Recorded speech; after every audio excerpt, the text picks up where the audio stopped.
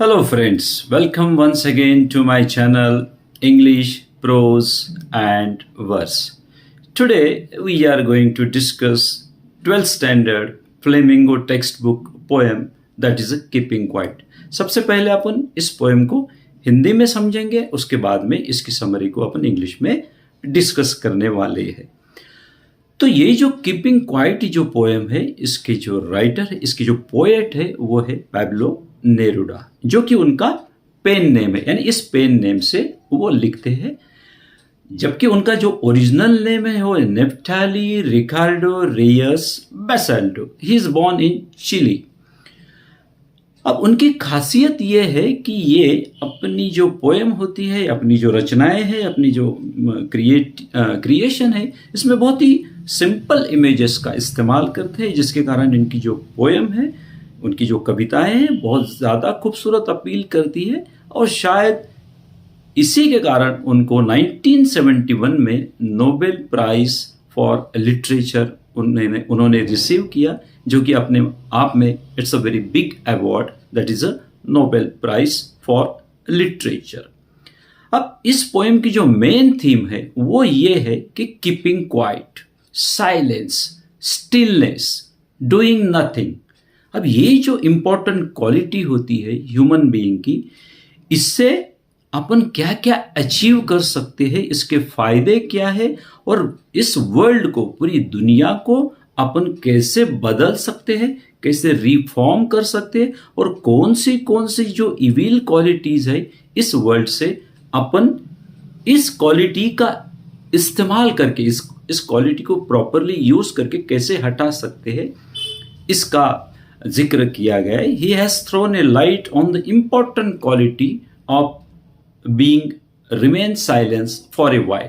अच्छा, ये बार बार बता रहे हैं कि आपको कंटिन्यूसली साइलेंट नहीं रहना है, लेकिन थोड़ी देर के लिए साइलेंट रहना है। ओके, आगे अपन उसको पढ़ेंगे। तो जब वो पोएम की शुरुआत करते तो स्टार्टिंग में एकदम पहले 2 लाइन में ही वो कहते हैं कि now I will count up to 12 and we will be all in still, यानी कि मैं 12 तक की गिनती करूंगा और अपन सब लोग क्या हो जाएंगे, हम सब लोग क्या हो जाएंगे, खामोश हो जाएंगे। अब जब खामोश हो जाएंगे, इसका मतलब क्या है कि कोई भी इस अर्थ सरफेस पे कोई भी व्यक्ति, late us not speak any language, मतलब टोटल खामोशी हो जाएगी। मतलब नॉट ए सिंगल वर्ड कोई बोलेगा, किसी भाषा का इस्तेमाल नहीं करेगा। जैसे अपना होता है कभी कभी सीज फायर होता है, तो वैसे सीज वर्ड हो जाएंगे, यानी कि सारे शब्द बंद हो जाएंगे, तो ऑटोमेटिकली साइलेंस हो जाएगा। There will be no rush, there will be no engines, यानी कि कोई टेक्नोलॉजी का इस्तेमाल नहीं हो रहा है, कोई रश नहीं, कोई भागा दौड़ी नहीं है, बिल्कुल साइलेंट हो जाएगा। और कोई अपने आर्म्स को मूव नहीं करेगा।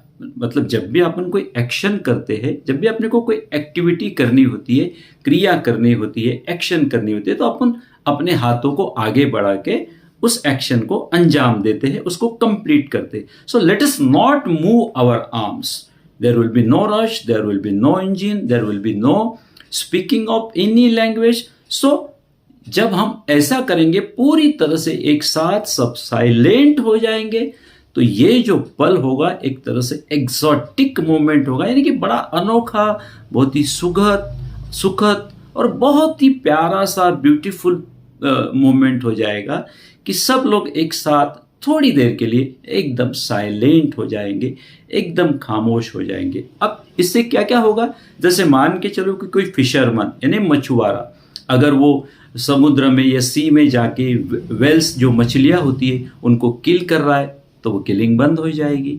जो सी बीच पे जो सॉल्ट गैदरिंग करने वाले जो सॉल्ट कलेक्टर्स होते, क्योंकि वो बड़ा कठिन काम होता है सॉल्ट को इकट्ठा करना और उसको भरना, तो अगर वो थोड़ी देर के लिए साइलेंट हो जाएंगे तो वो अपने जो जख्मी हाथ है, वाउंड हैंड्स है, उसको वो देख सकता है, यानी कि कितनी तकलीफ हो रही है। मतलब एक तरह से साइलेंट होने के कारण व्यक्ति अपने आप को एनालाइज कर सकता है, अपने आप को हील कर सकता है। जब उसको कुछ टाइम मिल जाता है तो अपने गोल को एग्जामिन कर सकता है, अपना सेल्फ एनालिसिस कर सकता है, सेल्फ एग्जामिन कर सकता है, अपने आप को रिफॉर्म कर सकता है और सही रास्ते पे ला सकता है। और ना सिर्फ हम अपने आप को व्यवस्थित कर सकते हैं, बैलेंस कर सकते हैं, लेकिन दूसरों के भी गोल अपन समझ सकते हैं और उसके कारण आपस में बहुत अंडरस्टैंडिंग हो जाएगी, फ्रैटर्निटी होगी, यूनिटी होगी, ब्रदरहुड होगा और टोटल पीस हो जाएगा। इसके कारण वो आगे फिर वॉर की बात कर रहे कि भाई जो लोग वॉर्स की उन्होंने अलग अलग डिफिनेशन दी है, जैसे green Wars, Wars with gas, war with fire arms. अब सबसे पहले अपन इसको समझते हैं ग्रीन वॉर्स। अब ग्रीन वॉर्स का मतलब होता है कि वॉर विद द एनवायरमेंट, वातावरण के साथ अपन वॉर करते रहते। इसका मतलब यहाँ पे ये है कि एनवायरमेंट को अपन ज़्यादा से ज़्यादा उसके रिसोर्सेस को एक्सप्लॉइट करते, ज़्यादा से ज़्यादा अपन उसको यूज़ करते, उसको नुकसान पहुँचाते, उनको एनवायरमेंट को अपन हानि पहुँचाते। तो ये वॉर बंद होना चाहिए। कुछ वॉर केमिकल वेपन्स के साथ में लड़े जाते हैं, कुछ वॉर दूसरे वेपन्स के साथ में, फायर आर्म्स के साथ में, एक्सप्लोजिव मटेरियल के साथ में लड़े जाते हैं। तो यहाँ पे उन्होंने बहुत ही अच्छी लाइन बोली कि there will be no survivor, यानी कि आप वॉर अगर कर रहे हैं तो उसको, उस विक्ट्री को वॉर में कोई ना कोई जीतेगा, कोई ना कोई हारेगा। तो जो जीतने वाला ही नहीं कोई बचेगा। There will be no survivor, यानी कि उस विक्ट्री को एंजॉय करने वाला तो कोई बचना चाहिए। यानी कि वॉर मतलब कंप्लीट डिस्ट्रक्शन, पूरा सर्वनाश जैसा हो जाएगा। अच्छा, ये जिक्र उन्होंने इसलिए भी किया है कि उन्होंने खुद ने स्पेनिश सिविल वॉर को उन्होंने देखा है। अराउंड 1950 के आसपास उन्होंने इस वॉर को विटनेस किया है, इसलिए वो बार बार जो है remain silence, doing nothing, still रहने की एक तरह से पूरे दुनिया के, वर्ल्ड के लोगों को एक तरह से रिक्वेस्ट कर रहे या अपील कर रहे। यानी कि इस पोएम में एक मैसेज जो है, अपीलिंग मैसेज है कि भाई थोड़ी देर के लिए अपनी सारी एक्टिविटीज को बंद कर दीजिए, ताकि हम हमारे गोल को बहुत अच्छी तरह से समझ सकते हैं। और जब हम साथ में दूसरों के भी गोल को अपन समझ सकते हैं, वो अपन सही पाथ पे जा रहे हैं, हम लोग क्या सही रास्ते पे जा रहे हैं, whether we are leading on the right path or a wrong path, that we will understand। and अगर ऐसा होगा तो there will be complete understanding, और जब ऐसा होगा there will be no war, there will be complete, यानी पूरे जग में एक तरह से शांति हो जाएगी। यहाँ पे उन्होंने कि भाई ऐसे सभी लोग सफ़ेद कपड़े पहन लो और फिर साथ में इकट्ठा हो जाए और शेड में जाके डूइंग नथिंग, यानी कि कुछ भी मत करो। यानी कि यहाँ पे शायद वो वाइट क्लॉथ्स का जिक्र शायद इसलिए कर रहे क्योंकि जो वाइट जो कलर होता है, it is a symbol of peace, that is the opposite of war. तो साइलेंट रहने से अपन वॉर को अवॉइड कर सकते, अपने आप को एग्जामिन कर सकते, दूसरे के गोल को भी अपन समझ सकते। आगे वो फर्दर एलेबोरेट कर रहे कि मैं, इसका मतलब ये नहीं कि अगर मैं बार बार साइलेंट रहने की, स्टिल रहने की, डूइंग नथिंग की अगर बात कर रहा हूं, तो इसका मतलब मेरा बिल्कुल भी कतई ये नहीं है कि आप टोटली इनएक्टिव हो जाए, यानी कि कुछ ना करो, एकदम से पैसिव हो जाओ, एकदम से डेड हो जाओ ना। मैं ऐसा बिल्कुल नहीं कर रहा है। भाई लाइफ तो चलते रहना चाहिए, लाइफ मस्ट गो ऑन। अगर लाइफ को तो चलाना है अपने को, ऐसा नहीं। अपने को 24 घंटे में कुछ समय, फॉर ए वाइल, थोड़ी देर के लिए अपने को खामोश अगर रह जाएंगे तो ये सारी चीजें हो सकती। बाकी हमें अपना काम करते रहना चाहिए। और अगर हम ऐसा करते हैं तो डेफिनेटली अपने जीवन में जो भी दुखों के कारण है, सैडनेस है, मौत का भय है, जैसे कि फियर ऑफ डेथ, या फिर जो निगेटिविटी है, वॉर है, डिस्ट्रक्शन है, लैक ऑफ अंडरस्टैंडिंग है, यूनिटी नहीं है, सब लोग अलग अलग दिशा में चल रहे, तो ये सारी प्रॉब्लम्स को अपन मिटा सकते हैं अगर हम 24 आवर्स में कुछ समय के लिए, थोड़ी देर के लिए अगर साइलेंट हो जाएंगे तो सारी चीजें अपन बहुत अच्छी तरीके से समझ सकते हैं और अर्थ जो है एक बहुत ही अच्छी प्लेस बन जाएगी रहने के लिए। आगे अब ये साइलेंस रहने का टेक्निक वो किससे सीखने की अपने को सलाह दे रहे? अर्थ से, the mother earth. Mother earth is the best teacher. ये भी एक माना जाता है कि जो भी ह्यूमन बीइंग ने आज तक जो भी प्रोग्रेस की है, जो भी इवैल्यूएशन किया है, वो सारा अपन ने प्रकृति अर्थ को, मदर अर्थ को देखते देखते, धरती माता से अलग अलग सबक लेते हुए अपन ने आज तक अपना ये जो सिविलाइज्ड मैन काइंड है यहाँ तक अपन पहुंचे। तो अगर अपने को साइलेंस की भी प्रैक्टिस करनी है, डूइंग नथिंग की भी प्रैक्टिस करनी है, तो ये लेसन हम मदर अर्थ से सीख सकते हैं। क्योंकि बहुत बार हमें ऐसा लगता है कि mother earth is completely still, completely inactive, mother earth कुछ भी नहीं कर रही। लेकिन इसका मतलब ये नहीं है कि वो कुछ नहीं कर रही या उसके ऊपर कुछ नहीं हो रहा है। अर्थ अपने आप को बैलेंस करती है, कुछ देर खामोश रह के अपनी एनर्जी को बैलेंस करती है, व्यवस्थित करती है, और फिर थोड़ी देर के बाद में उसके अंदर मूवमेंट चालू हो जाती है। लाइफ चक्र जो होता है, लाइफ साइकिल जो होती है, वो अपने को बिल्कुल दिखते हैं। तो अगर उसी तरीके से ह्यूमन बीइंग, आज का जो इंसान है, अगर थोड़ी देर के लिए अगर वो खामोश हो जाए तो अपने आप को बहुत अच्छी तरह से बैलेंस कर सकता है, अपने आप को सेल्फ एग्जामिन कर सकता है, अपने गोल्स को एनालाइज कर सकता है कि whether I am going on a right path और a wrong path. At the same time वो दूसरे के गोल को भी समझ सकता है, दूसरों के साथ में बहुत अच्छा तालमेल बना सकता है। और ऐसा जब होगा तो दुनिया की सारी निगेटिविटी, सारी मिसअंडरस्टैंडिंग, सारा जो वॉरफेयर है, सारा जो सैडनेस है, सारी जो इविल क्वालिटीज है, वो हम बहुत अच्छे से इस धरती से इरेडिकेट कर सकते हैं, रिमूव कर सकते हैं। And if we do so then earth will be the beautiful place to live if we cultivate the quality of silence or still or keeping quiet or doing nothing for a while. Now we are going to discuss a very short summary in English. The poem starts with the saying of poet that now I will count up to 12 and we will all keep still. What he means to say by these lines that let us not speak any language. We will not speak any language. There will be total ceasing of words. There will be no movement of arms. There will be no rush. There will be no movement or activity of engines. And by doing so, all the world will remain silent, and it will be a very exotic moment. It will be very beautiful moment to witness that by quality of silence what the changes we can make on this earth.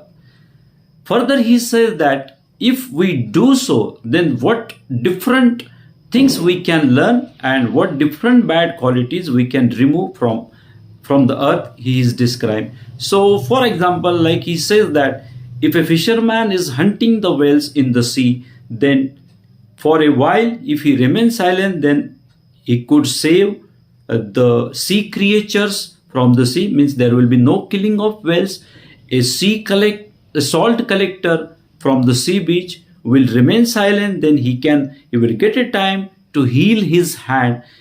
Here he wants to say that by remaining silent for a while, a person gets a time to re-examine himself, to self-analyze himself, to find out his path or the goal of the life. Not only he can examine his goal, but at the same time he can examine the goals of others, and accordingly he will be in the position to take a right decision for the rest of the life. Therefore, it is very necessary to keeping quiet for a while. Then he further adds that there are different types of war. The people are involved in different types of war, like a green war, that is a war with the environment, meaning we are continuously exploiting the green resources of the Mother Earth. Then war with the gas, war with the firearms. So by cultivating this divine quality of remaining silence for a while,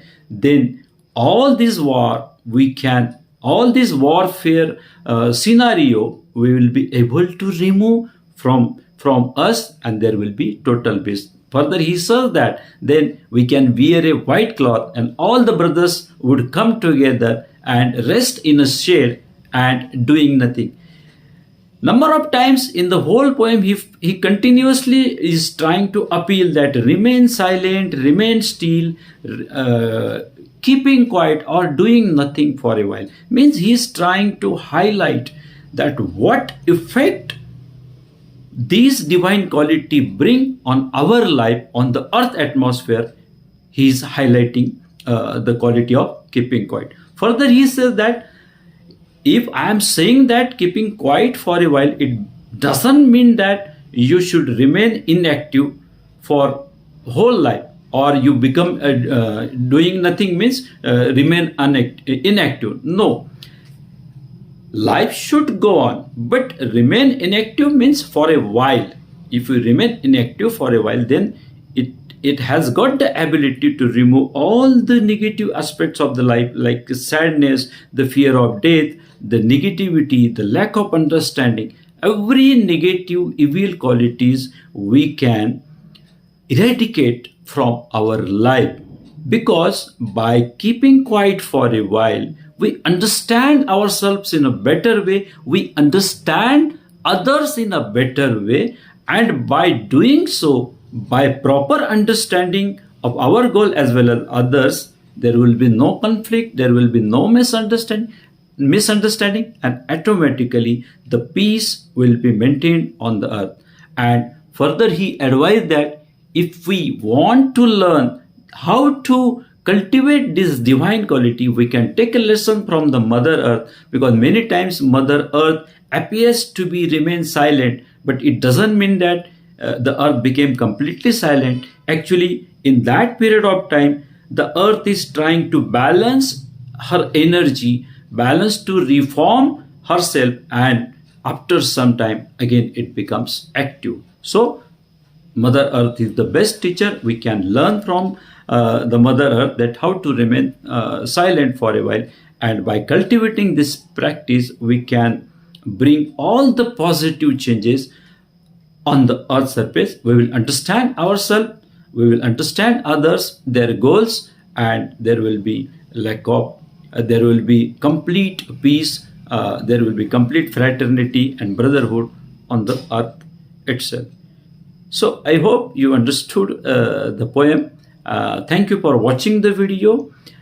For detailed question answer, for detailed summary, glossary, and all the written material, I will provide my blog link into the description box as well as in the comment also. So you can avail that facility and write whatever the written material you want regarding this poem. Thank you for watching this video. See you in the next video. Till goodbye and take care.